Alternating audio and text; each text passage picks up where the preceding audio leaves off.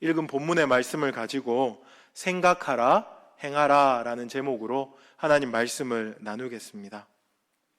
우리는 원래 죽을 수밖에 없던 죄인이었습니다. 그런데 하나님의 은혜로 말미암아 하나님의 자녀가 되고 하나님의 백성이 되었습니다. 이제 하나님의 자녀로서 우리는 새로운 이름을 하나 얻었는데요, 믿을 신자를 써서 신자라는 이름을 얻었습니다. 하나님의 말씀을 믿고 예수님을 구주로 믿으며 성령님이 우리와 동행하심을 믿는 그런 사람, 이런 의미입니다. 그런데 이 신자라는 말은 우리 기독교에서만 사용하는 말은 아니죠.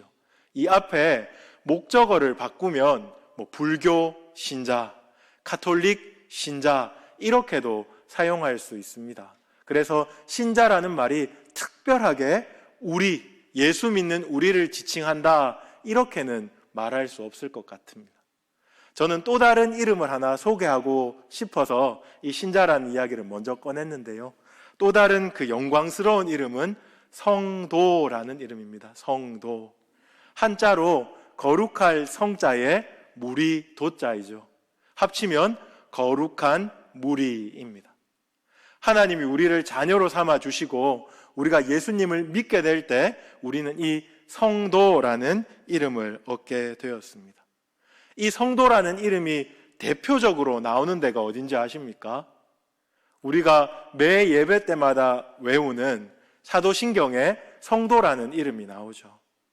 마지막 성령 하나님을 믿사오며 라는 고백 속에 교회에 대한 고백이 있는데, 그때 성도가 서로 교통하는 것과 라고 우리가 고백합니다.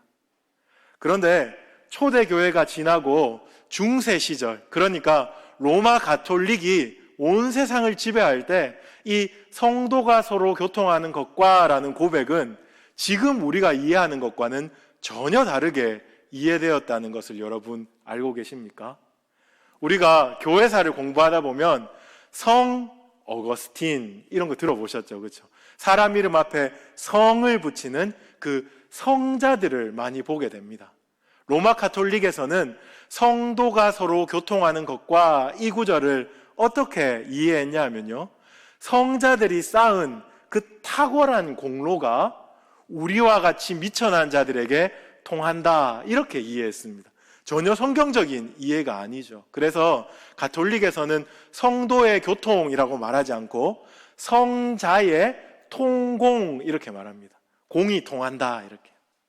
그런데 종교개혁자들, 우리가 잘 알고 있는 루터, 칼빈 이런 사람들이 성경을 아무리 봐도 이 성도가 서로 교통하는 것과 그것을 성자로부터 우리가 공로를 얻는다 이렇게 이해할 수가 없는 겁니다. 그래서 바꾸었습니다. 어떻게 바꾸었냐 하면 예수 그리스도의 공로로 말미암아 구원받은 우리 모두는 성자다 그렇게 말했습니다. 성자가 따로 있고 아니면 평신도가 따로 있고 아니면 미천한 신자가 따로 있는 것이 아니고 예수의 공로로 말미암아서 우리는 모두가 성자가 되었다. 그래서 이 성자들끼리 함께 교통하는 곳이 바로 교회다 그렇게 말하게 되었습니다. 그러므로 여러분 결론은 뭐냐면 우리가 성자라는 거예요. 성자. 그 가톨릭에서 말하는 성 어거스틴, 성 베르나르 이런 것처럼 우리도 앞에 성자를 붙일 수 있는 아주 귀한 기회가 주어졌습니다. 예를 들어 볼까요? 제 이름 앞에 성 박진기 이렇게 붙일 수 있게 되었다는 겁니다. 제가 잘났기 때문에, 제가 탁월하기 때문에, 제가 성자들처럼 그렇게 살았기 때문이 아니고 예수 그리스도의 그 공로가 나한테 흘러 들어오기 때문에 그렇다 이렇게 이해할 수 있겠습니다. 정말 영광스러운 이름 아닙니까? 여기 앉아 계신 여러분들도 그 이름 앞에 성자를 붙여도 되는 그런 시대가 열렸습니다. 그런데 제가 성 박진기다 이렇게 생각하고 제 자신을 보니까 괴리가 굉장히 큰 거예요. 무엇과 무엇이요? 이 성 박진기라는 이름과 그리고 저의 삶의 모습, 저의 행동, 저의 어떤 마음 됨됨이를 비교해 보니까 엄청나게 괴리가 생기더라는 겁니다. 오늘 아침에 제가 이제 말씀을 준비하는 날은 이런 것들 저런 것들 생각 많이 하거든요. 근데 오늘 아침에 제가 우리 자녀들한테 썽을 엄청 냈습니다. 저를 잘 안 도와준다고 막 썽을 내고 오전에 앉아서 이렇게 말씀을 준비하는데, 그래, 내가 성박진기가 아니고 썽박진기다, 그렇게 생각이 들더라고요. 그런 것처럼 하나님이 우리를 성도로 불러주셨는데, 거룩하다 해주셨는데, 우리의 모습은 그 이름에 걸맞지 않은 모습으로 살아갈 때가 참으로 많이 있습니다. 여러분 어떻습니까? 여러분 이름 앞에 성을 붙이는 게 잘 어울립니까? 아니면 썽을 붙이는 게 잘 어울립니까? 참 하나님 앞에 면목 없는 모습으로 살아가지요. 하지만 소망이 있습니다. 왜냐하면 하나님이 우리에게 성도라는 이름을 주실 때 우리가 이럴 줄 모르고 주신 것이 아니기 때문에 그렇습니다. 다르게 말하면 우리는 화내고 막 분노하고 자기중심적으로 이기적으로 살아갈 줄 알고도 하나님께서 성도라는 이름을 주셨기 때문에 우리의 이런 모습에도 불구하고 소망을 가질 수 있는 겁니다. 우리가 완전한 거룩을 이룰 수 있기 때문에 성도라는 이름을 주신 것이 아니고, 이 땅을 살아가는 순간순간에 예수님께서 내가 거룩한 것처럼 나는 너희도 거룩하게 하겠다라는 약속이 있는 이름이 바로 성도입니다. 우리가 나중에 하나님 앞에 설 때 있잖아요. 마지막 날, 개인의 종말이 됐든 이 땅의 종말이 됐든 마지막 날 하나님 앞에 설 때는 지금보다는 훨씬 더 거룩해져 있을 줄 믿습니다. 왜냐하면 우리의 어떠함 때문이 아니고 바로 하나님 아버지의 약속 때문에 그렇습니다. 내가 너를 거룩하게 하겠다라는 약속을 가지고 우리를 성도라고 불러주셨다 하는 겁니다. 우리가 그 거룩, 이 거룩이라는 아주 중요하고 핵심적인 주제를 날마다 묵상하고 살아가야 할 텐데요. 오늘 말씀 빌립보서 4장 8절 9절은 빌립보서의 결론적인 말씀이라고도 할 수 있겠습니다. 근데 이 말씀에서 성도가 거룩하게 살기 위해서 꼭 기억해야 되는 두 가지 명령을 우리에게 주고 있습니다. 그것이 바로 생각하라 라는 것과 행하라 라는 것입니다. 생각하라, 행하라. 많은 말이 있지만 동사가 딱 두 개밖에 없는데 8절에는 생각하라, 9절에는 행하라 라는 동사가 나오고 있습니다. 저는 오늘 이 시간은 앞부분 8절만 여러분과 함께 살펴보고 다음에 또 기회가 주어질 때 9절에 행하라 라는 것을 같이 한번 살펴보기를 원합니다. 8절을 다시 한번 보십시오. 제가 한번 읽겠습니다. 끝으로 형제들아, 무엇에든지 참되며 무엇에든지 경건하며 무엇에든지 옳으며 무엇에든지 정결하며 무엇에든지 사랑받을 만하며 무엇에든지 칭찬받을 만하며 무슨 덕이 있든지 무슨 기림이 있든지 이것들을 생각하라. 8절은 이렇게 말하고 있습니다. 모든 것을 얘기하고 마지막에 핵심 동사 생각하라 라는 것이 나옵니다. 앞에 있는 이야기들이 다 이 생각하라 라는 동사에 걸립니다.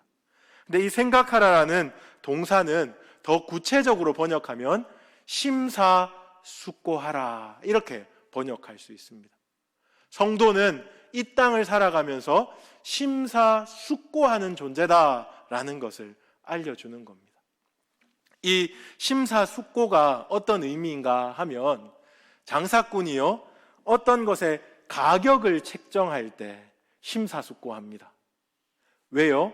이 가격을 책정할 때 나한테도 이익이 돼야 되고 그리고 찾아오는 손님도 마음에 부담이 안 돼야 되잖아요. 잘 팔릴 수밖에 없는 그 가격을 책정하기 위해서 이리 보고 저리 보고 이렇게 생각하고 저렇게 생각해서 가격을 매기는 겁니다. 그때 심사숙고라는 말을 쓰게 됩니다. 또요, 어떤 임용관이 사람을 뽑는 사람이 면접을 보고 어느 사람이 우리 회사에 가장 적절한 사람이 될까라고 생각하는 것, 그것을 심사숙고라고 하겠습니다. 성도는 이 땅을 살아가면서 심사숙고하며 살아가야 하는데 무엇을 심사숙고하며 살아가야 하겠습니까? 가장 먼저 제가 거룩에 대한 얘기하고 있으니까 어떻게 하면 거룩할 수 있을까? 그것을 심사숙고하면서 살아야 합니다. 더 좋은 말로 바꾸면 어떻게 하면 하나님을 기쁘시게 할 수 있을까? 어떻게 하면 하나님의 뜻을 행하며 살아갈 수 있을까? 그것을 심사숙고하면서 살아가야 합니다. 여러분, 오늘 하루 이것을 심사숙고하면서 사셨습니까? 다른 거, 내가 어떻게 하면 돈을 잘 벌까?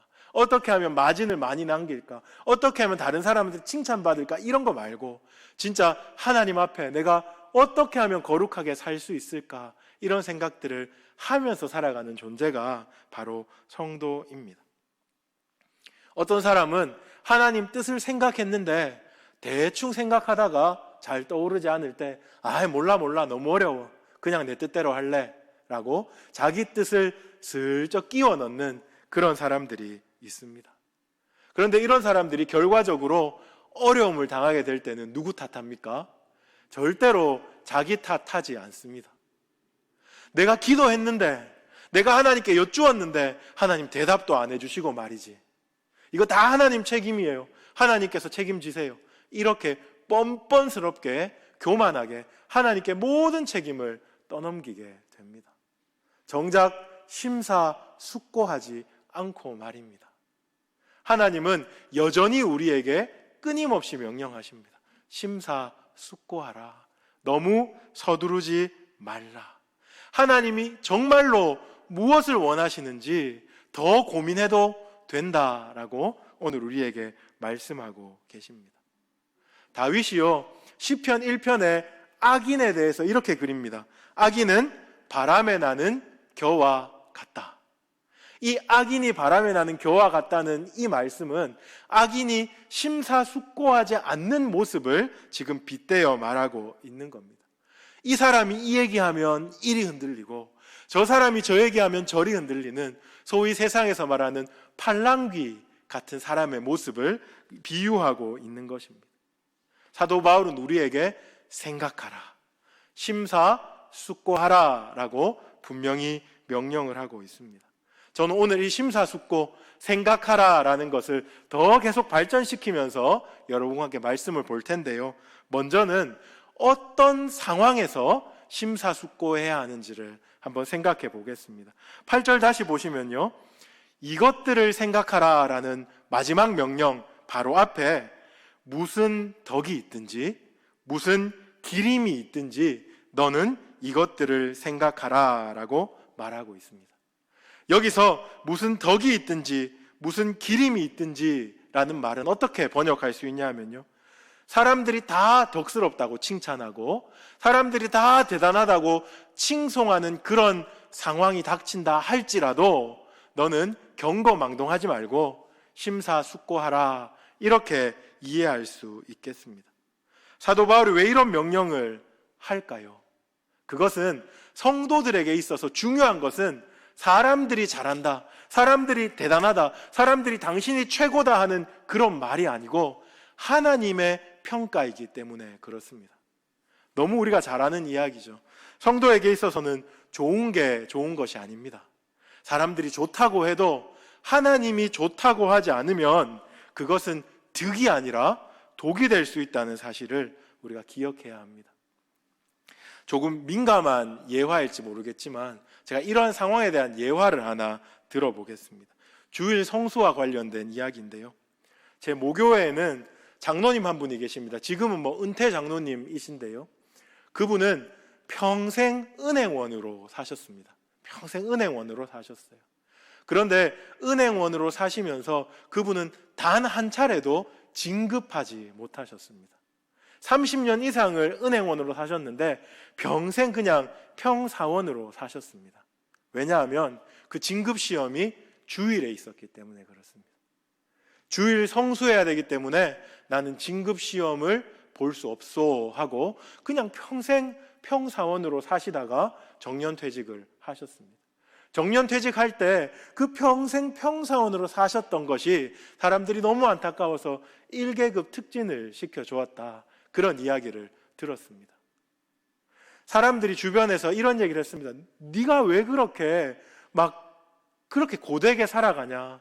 하나님이 주일 한번 빠져 먹는다고 너를 그렇게 책망하시지 않을 것이다. 이렇게 말하기도 하고, 너무 어리석지 않으냐? 이렇게 조롱하기도 했다고 합니다. 그런데 그 장로님 마음에는 이것이 하나님을 기쁘게 하는 것이다 라는 그런 믿음이 있었다고요. 그래서 밀어붙였다고 합니다.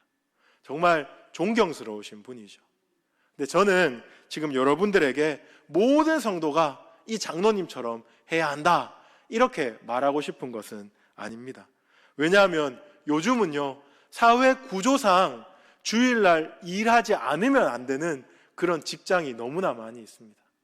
내가 일하지 않으면 나만 손해보는 것이 아니고 전체적인 체계가 무너져 버리는 그런 직장들이 너무나 많아졌습니다. 그래서 당신이 손해볼지라도 주일은 다 지키시오 이렇게 얘기할 수 없는 형편에 있는 사람들이 너무나 많이 있습니다. 우리 중에 의사 선생님도 있죠. 간호사들도 있죠. 그것뿐만 아니라 정말 주일에 일하지 않으면 안 되는 그런 직장을 다니시는 분들도 여럿이 있습니다. 그렇기 때문에 주일 성수에 있어서 주일을 지키는 것이 하나님 뜻이고 주일날 일하는 것은 하나님이 당신을 미워하실 거다 이런 식으로 극단적으로 말할 수는 없습니다. 그런데 또 다른 케이스가 있습니다. 요즘에 젊은이들을 보면요, 투잡, 쓰리잡 이런 것을 예사로 생각합니다. 젊었을 때 돈을 많이 벌고 나중에 쉬기를 원하는 겁니다. 다른 사람보다 조금 더 집을 빨리 사고, 다른 사람보다 조금 더 좋은 차를 타고, 조금 더 좋은 백을 들고 사람들 보기에 빠지지 않기 위해서 주말에도 눈에 혈안이 되어서 돈을 버는 그런 사람들이 있습니다. 그것은 욕심입니다. 사람들이 그 사람 대단하다, 이렇게 어린 나이에 어떻게 그렇게 자본을 모았냐 칭찬할지 모르겠습니다. 어디 가면 우와, 저 사람 타는 차를 봐봐, 저 사람 손목에 두른 시계를 봐봐, 그렇게 말할지 모르겠습니다. 하지만 하나님은 아닙니다. 하나님은 그를 볼 때 그렇게 생각하실 겁니다. 어서 돌아와라, 어서 돌아와라. 정말 인생이 무엇인지 모르는 이 무지렁이야, 어서 돌아와라. 그렇게 말씀하실 겁니다. 무슨 덕이 있든지 무슨 기름이 있든지 성도는 하나님을 기쁘시게 하는 것이 무엇인지, 하나님 앞에 거룩하게 사는 것이 무엇인지를 심사숙고해야 합니다. 꼭 주일 성수뿐만 아니라 우리의 모든 결정 상황에서도 여러분 반드시 기억하십시오. 사람들이 옳다 하고 과반수 이상이 찬성한다고 해서 그것이 바른 선택이 아닙니다. 하나님은 과연 어떻게 생각하실까? 그것이 성도에게 있어서는 가장 중요한 선택 기준이 되어야 합니다. 심사숙고해야 합니다. 그런가 하면 또 8절에서 사도 바울은 이 성도가 생각해야 되는 구체적인 항목을 6가지를 나열하고 있습니다. 우리가 무엇에든지 어떡하고, 무엇에든지 어떡하고, 무엇에든지 어떡하고 이런 것들 우리가 쭉 읽었잖아요. 이것을 조금 더 쉽게 바꾸면 이렇게 읽어볼 수 있습니다. 무엇에든지 뭐뭐하고가 아니고 무엇이든지 참된 것, 무엇이든지 경건한 것, 무엇이든지 옳은 것, 무엇이든지 정결한 것, 무엇이든지 사랑받을 만한 것, 무엇이든지 칭찬받을 만한 것, 이것들을 생각하라. 이렇게 본문을 이해해 볼 수 있겠습니다. 지금 참된 것, 경건한 것, 옳은 것, 정결한 것, 사랑받을 만한 것과 또 칭찬받을 만한 것, 이 6가지를 지금 사도 바울은 강조하고 있는 겁니다. 이런 것들을 생각하고 살아가는 것이 성도가 거룩에 힘쓰는 길이다라고 말입니다. 저는 짧은 시간이지만 이 6가지를 여러분에게 조금만 더 구체적으로 한번 설명드리고 싶습니다. 먼저 무엇이든지 참된 것, 이 참된 것이라고 할 때는 생각이나 말이나 행위를 포함한 모든 영역에서 진실된 것을 말하고 있습니다. 진실된 것. 우리가 새벽에 지금 요한복음을 보고 있잖아요. 8장을 보게 되는데 이 8장에서 예수님이 마귀에 대해서 이렇게 소개합니다. 마귀는 거짓말쟁이요 거짓의 압이라. 예전에 우리는 마귀에 속해 있었습니다. 마귀의 지배를 받던 자였는데 이제는 하나님의 은혜로 성도가 되었잖아요. 그러므로 이제 우리는 거짓에 속한 삶이 아니고 참된 것, 다르게 말하면 진실함에 속한 삶을 살아야 한다라는 것을 반드시 기억해야 합니다. 진실이 그 무엇보다도 강력하다는 것. 세상 사람들은 다 이것을 조롱하고 비웃을지 모르겠지만 우리 성도는 하나님 앞에서 코람데오의 인생을 살아가는 우리 성도는 이것을 고백해야 됩니다. 진실하리라. 진실하게 살리라. 그렇게 고백해야 합니다. 여러분 어렸을 때 거짓말을 해보셨죠? 지금도 역시 거짓말을 하실 것입니다. 그런데 거짓말의 가장 큰 동기가 무엇입니까? 거짓말의 가장 큰 동기는 두려움입니다. 두려움을 회피하기 위해서 우리가 거짓을 말하게 되잖아요. 그런데 그 결과는 어떻습니까? 거짓이 거짓을 낳고 거짓이 거짓을 낳아서 우리가 감당할 수 없는 크기의 그런 일들이 벌어지고야 마는 것, 그것은 우리 너무나 잘 알고 있는 사실입니다. 하나님 안에 있으면 이 하나님의 사랑이 두려움을 내어줬습니다. 그러므로 두려움의 종로를 타면서 거짓의 아비를 섬기는 것이 아니라 참으로 진실되게 이 땅을 살아갈 수 있게 됩니다. 진실하리라 여러분 결단하고 사셔야 하겠습니다. 그런가 하면 두 번째로요, 사도 바울은 무엇에든지 경건하며 라고 말합니다. 무엇이든지 경건한 것을 생각하면서 살아라 합니다. 여기서 경건이라는 말은 오히려 더 잘 번역하면 고상함이라는 말로 번역할 수 있겠습니다. 고상함. 성도는 많이 배웠든지 적게 배웠든지, 많이 가지고 있든지 적게 가지고 있든지 그것과 상관없이 하나님께서 주시는 고상함을 가지고 있는 존재입니다. 하나님께서 우리를 거룩하게 하심으로, 하나님의 말씀이 우리 삶을 지배하심으로 우리는 고상한 존재가 되었습니다. 이 고상함은 성도답게 살기 위해서 몸부림치는 모든 성도에게서 드러납니다. 여러분에게는 이런 고상함이 있습니까? 저는 목회자로서 여러분을 볼 때 이런 고상함을 발견합니다. 너무 감사하죠. 우리 성광교회 성도님들은 아주 고상한 성도님들입니다. 무엇에서 알 수 있는지 압니까? 다른 사람의 아픔을 내 아픔처럼 함께 아파하는 그 모습에서 저는 고상함을 발견합니다. 다른 사람의 문제를 내 문제처럼 고심하는 그 모습 속에서 저는 고상함을 발견하게 됩니다. 그냥 무시하고 배제하고 밀어내고 나와 다르다고 차별해버리면 끝나는 그런 문제 앞에서 무시하지 않기 위해서, 배제하지 않기 위해서, 차별하지 않기 위해서 몸부림치시는 여러분들의 모습 속에서 저는 고상함을 발견합니다. 하나님이 이 모습을 보면서 얼마나 기뻐하실지 모르겠습니다. 여러분, 세상이 아무리 악해져도, 세상이 아무리 우리를 조롱하고 손가락질하고 바보 같다고 해도 이런 고상함을 잃어버리면 안 됩니다. 이것은 성도의 영광이고 또한 성도의 멋입니다. 세상 사람들은 다 자기의 유익과 이익을 쫓아 살아가지만 우리는 몸된 지체들을 섬기며 또 하나님 말씀을 따라서 이 고상함을 끝까지 품고 살아야 합니다. 이 고상함은, 이 성도의 고상함은 어떤 명품으로 치장한 그것보다 훨씬 더 멋집니다. 여러분들 기억하시고 이런 고상함을 잃지 않기 위해서 몸부림칠 수 있기를 바랍니다. 그런가 하면 세 번째로요, 오늘 사도 바울은 옳은 것에 대한 이야기를 하고 있죠. 무엇에든지 옳으며. 여기에서 옳은 것은 의로움을 얘기합니다. 의로움. 의로움이 무엇입니까? 정의를 행하는 것이죠. 옳음을 행하는 것입니다. 그런데 성경에서 말하는 의로움은 이것뿐만 아닙니다.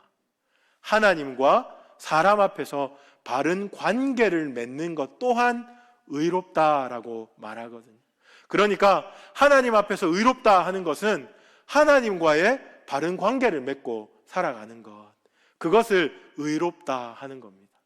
사람과의 의로움은요, 사람과의 바른 관계를 맺고 살아가는 겁니다. 성도는 항상 이 바른 관계에 깨어 있어야 합니다. 내가 지금 하나님과 바른 관계를 맺으면서 살아가고 있는가? 내가 지금 내 이웃과 교우들과 바른 관계를 맺으며 살아가고 있는가? 내가 과연 의롭게 행동하고 있는가 하는 것을 항상 돌아보아야 합니다.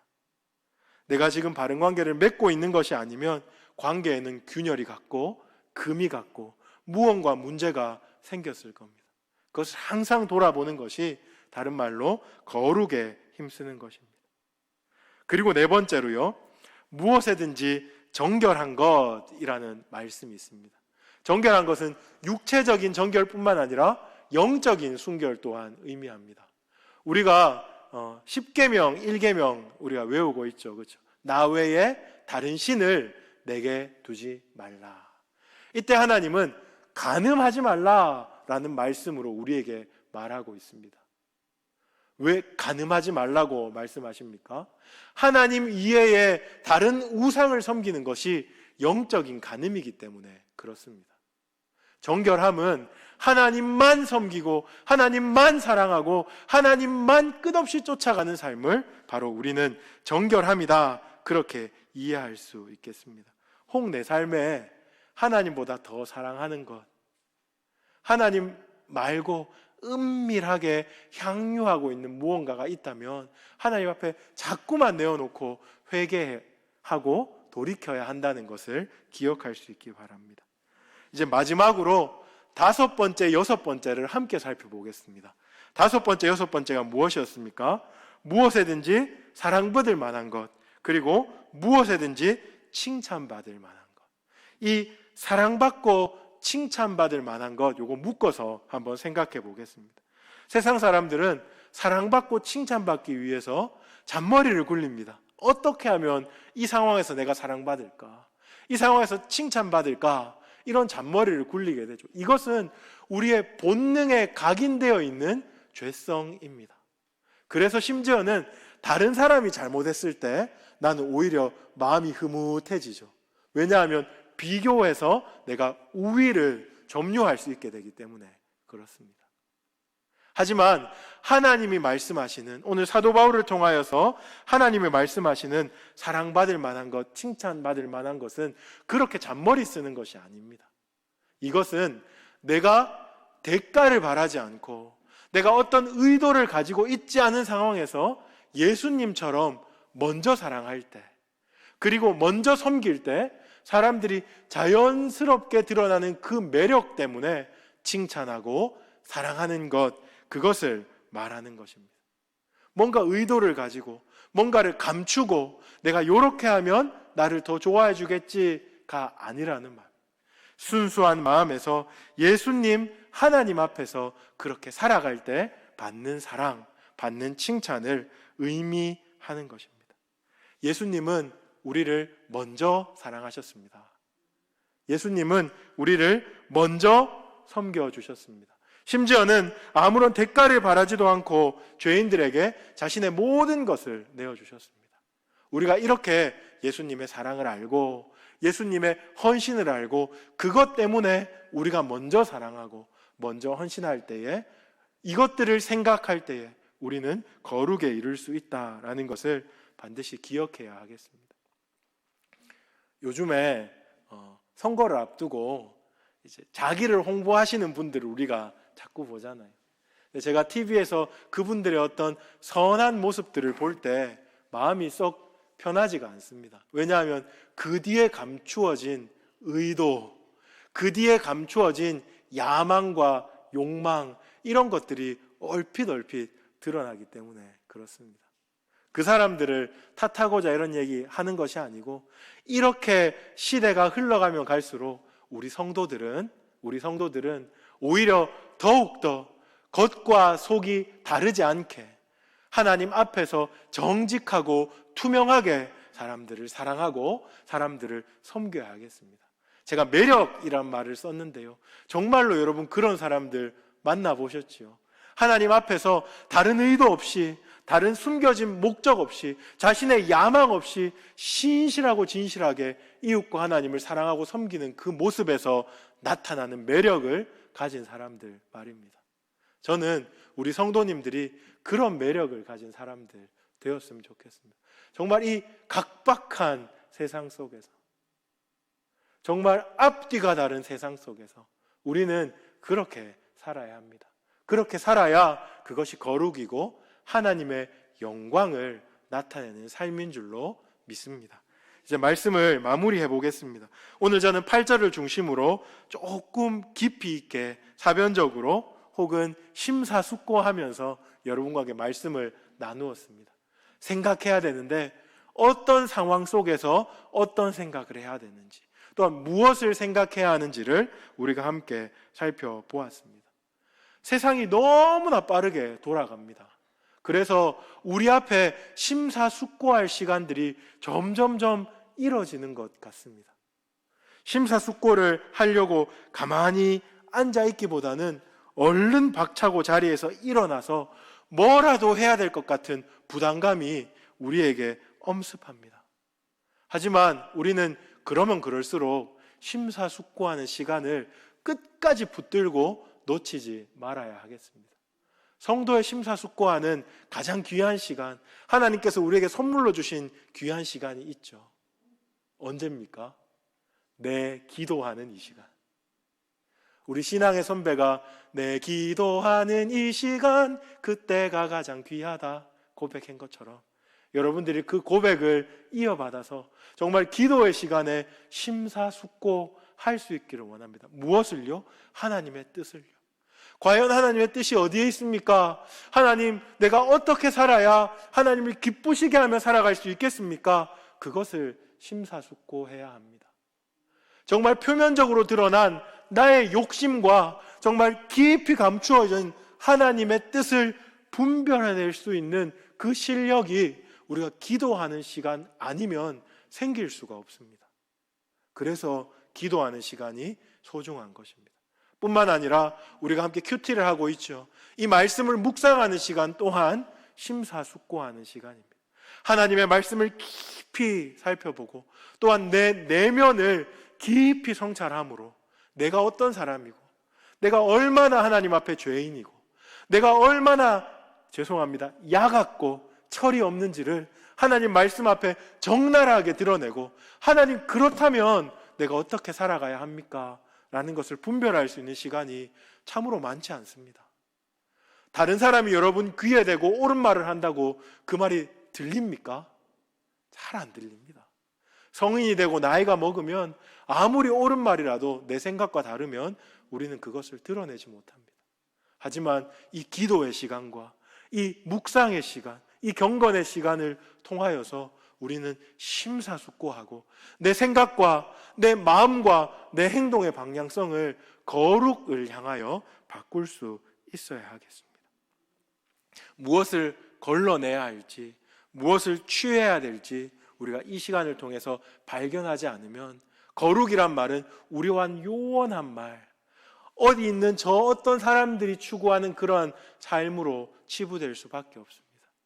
우리가 성도답게 거룩을 쫓아 살아가길 원합니다.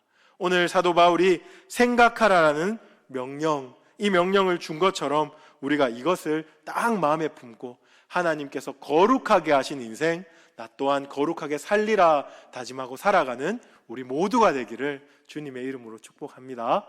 제가 한번 기도하겠습니다.